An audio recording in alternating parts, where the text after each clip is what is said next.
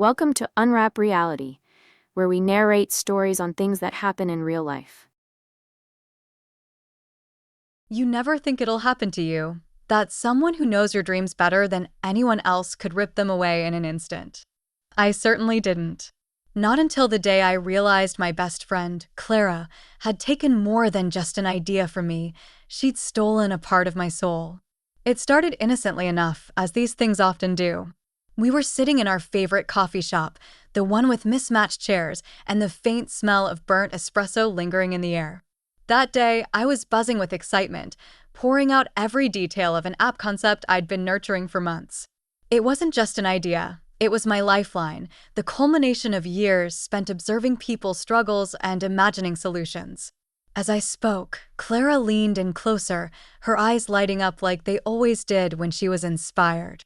At the time, I thought her enthusiasm meant we were on the same team. How wrong I was. By the time I pieced together what had happened, it was almost too late. The signs were subtle at first, a mutual acquaintance mentioning Clara's new project, a LinkedIn post about her securing funding for something eerily similar to my pitch. But then came the screenshots, forwarded by a well-meaning colleague who had no idea they were shattering my world. There she was, standing on stage at some startup gala, beaming as she described her groundbreaking app, the very one we'd brainstormed over countless cups of coffee. My stomach churned as I scrolled through article after article praising her brilliance. What made it worse was the eerie familiarity in her words. She hadn't just stolen the idea, she'd copied my phrasing, my tone, even the little anecdotes I used to explain its purpose.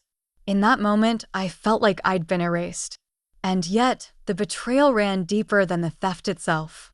It wasn't just about the app, it was about the years of trust we'd built, the late-night conversations where we promised to support each other no matter what.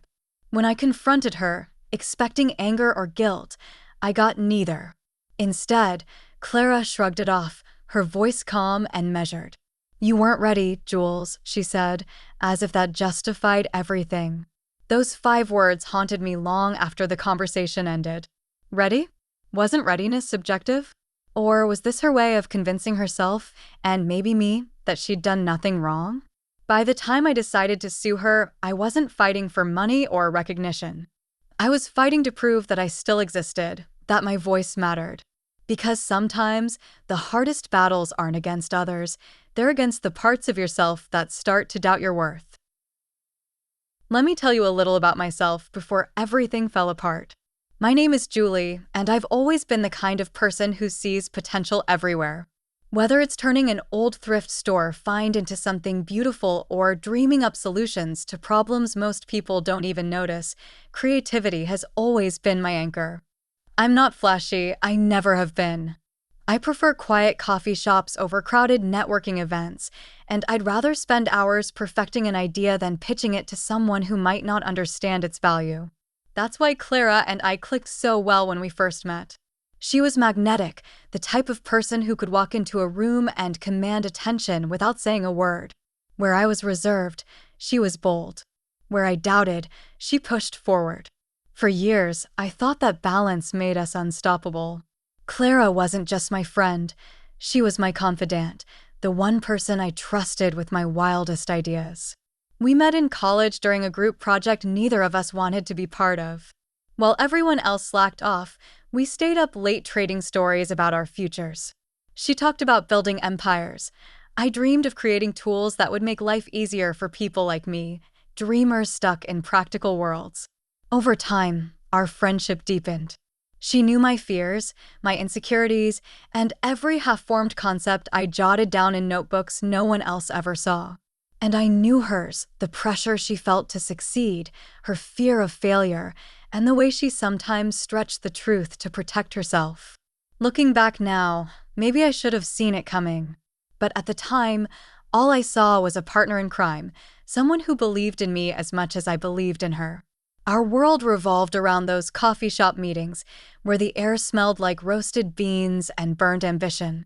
We'd sit for hours, sketching diagrams on napkins and debating everything from color schemes to marketing strategies.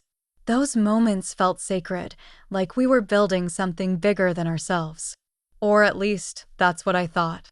What I didn't realize was how easily admiration can turn into envy, or how quickly trust can shatter under the weight of unspoken resentment. There were small things I dismissed at the time, the way Clara would interrupt me mid-sentence to rephrase my thoughts, or how she'd casually mention her connections whenever I hesitated to move forward. Back then, I chalked it up to her personality, her need to feel in control. Now, I wonder if those moments were breadcrumbs leading to the disaster that followed. The cracks in our friendship didn't appear overnight. They crept in slowly, like shadows stretching across the floor as the sun sets. At first, it was little things. Clara started canceling our coffee dates last minute, claiming she was swamped with work. When we did meet, she seemed distracted, checking her phone constantly or cutting me off mid-sentence to talk about her own projects. I told myself I was overthinking it. After all, Clara had always been busy. She thrived on chaos, but something about her behavior felt different. Then came the day I overheard her talking to someone on the phone. She mentioned an app idea so similar to mine that my stomach dropped. My heart raced as I tried to convince myself it was a coincidence. Maybe she was just exploring new concepts? But deep down, I knew better. Things escalated quickly after that. A mutual acquaintance casually brought up Clara's exciting new venture during lunch one afternoon. He described it in detail, the same details I'd shared with Clara months earlier. I laughed it off, pretending ignorance, but inside, I was unraveling. That night, I scrolled through her social media profiles, searching for answers.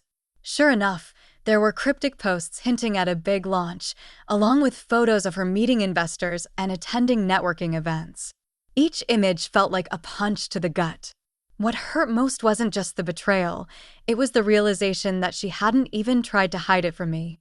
It was as if she assumed I wouldn't care, or worse, that I wouldn't notice. The breaking point came when I found an email forwarded to me by mistake. It was addressed to Clara from someone I vaguely recognized, a developer she'd introduced me to once. The subject line read, "Project Timeline Update." Attached was a document outlining features and design elements that mirrored my notes almost word for word. I stared at the screen, hands trembling, as anger bubbled up inside me. How could she do this? Had she planned it all along, waiting for the perfect moment to swoop in and take what wasn't hers? Or had she convinced herself that she deserved it more than I did? Either way, I couldn't ignore the truth any longer. This wasn't just a misunderstanding, it was theft. And now I have proof. I'll never forget the night I confronted Clara. It was supposed to be another ordinary dinner at our favorite Italian restaurant, the kind of place where the waitstaff knew us by name and always brought extra breadsticks. But this time, the cozy atmosphere felt suffocating, like the walls were closing in on me. I slid the printed email across the table, my hands shaking so badly I nearly dropped it. "Explain this," I demanded, my voice low but sharp enough to cut through the hum of conversation around us. Clara glanced at the document, her expression unreadable for a split second before she sighed, a sigh that somehow managed to sound both exasperated and condescending. "It's not what you think, Jules," she began, leaning back in her chair as if trying to put physical distance between us. But then came the words that stopped me cold. "You weren't ready." "I made it happen." Her tone was calm, almost clinical, as though she truly believed she'd done nothing wrong.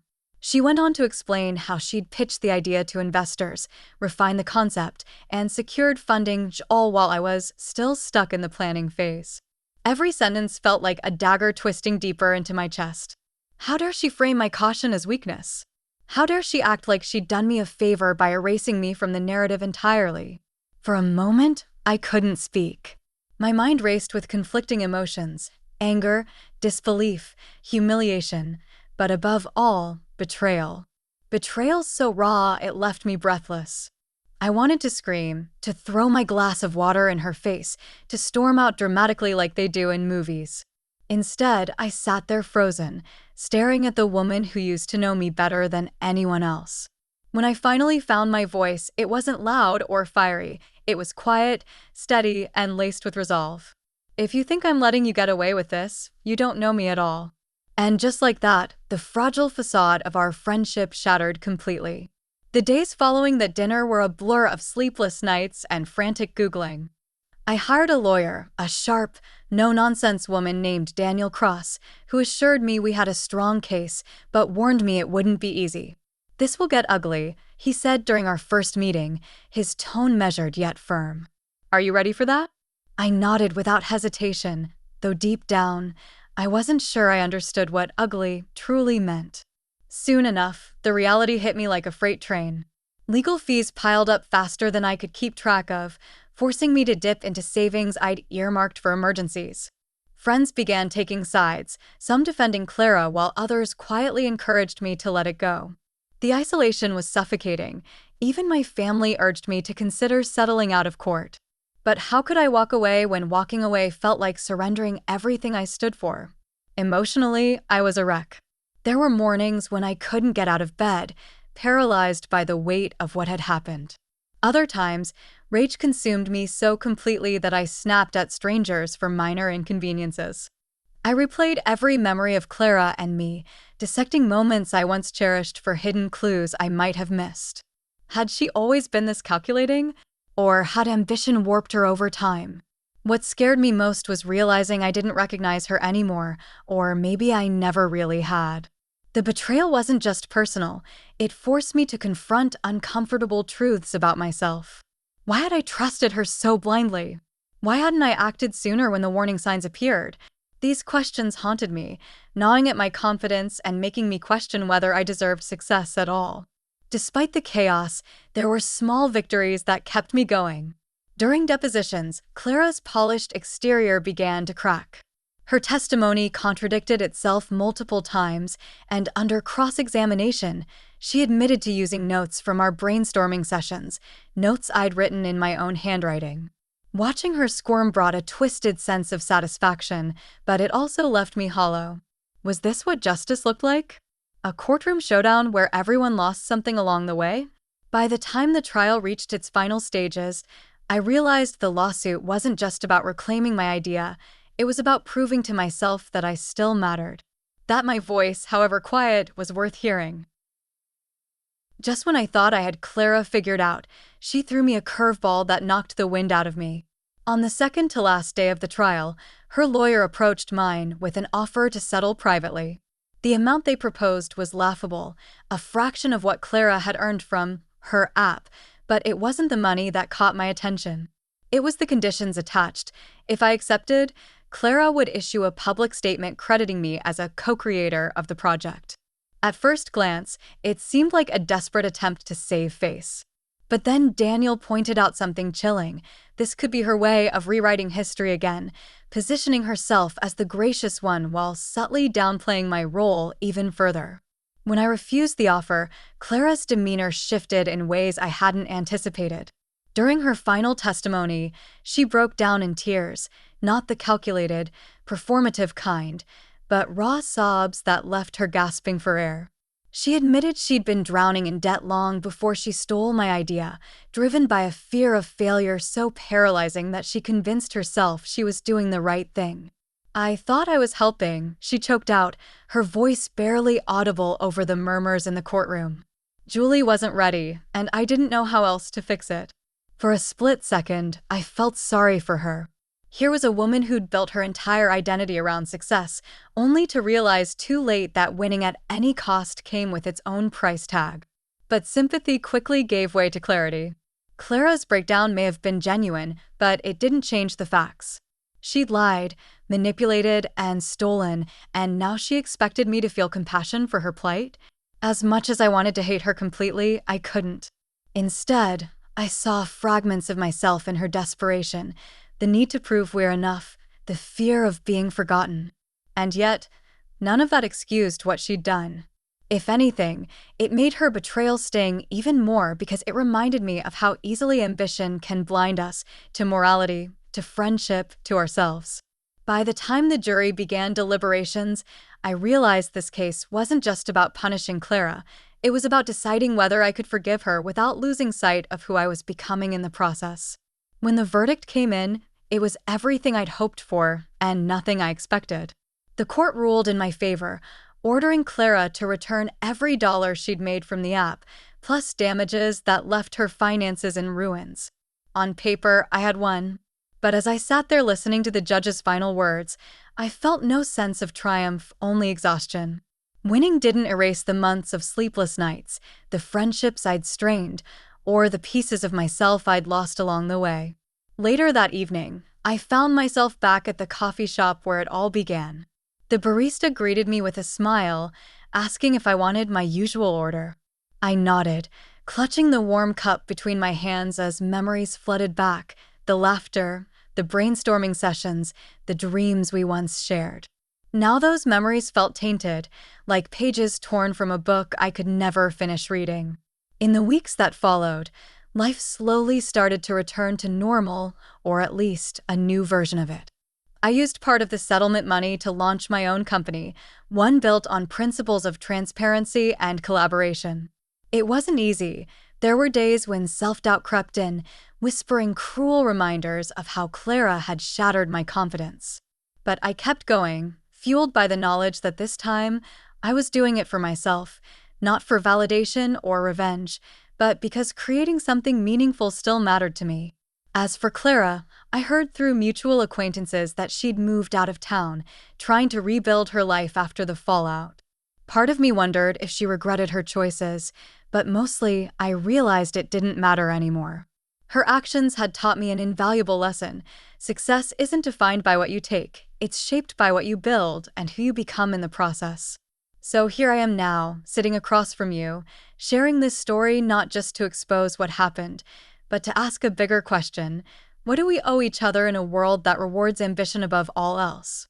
Is it possible to reclaim something without losing yourself in the fight? I don't have all the answers, and maybe I never will. But if my journey teaches you anything, let it be this: your ideas, your voice, your truth, they're worth protecting. Because when trust is broken, justice isn't always about winning. It's about finding a way to move forward without letting bitterness define you. Have you ever faced a betrayal like this? Let me know your story below. I'd love to hear how you found strength in the aftermath.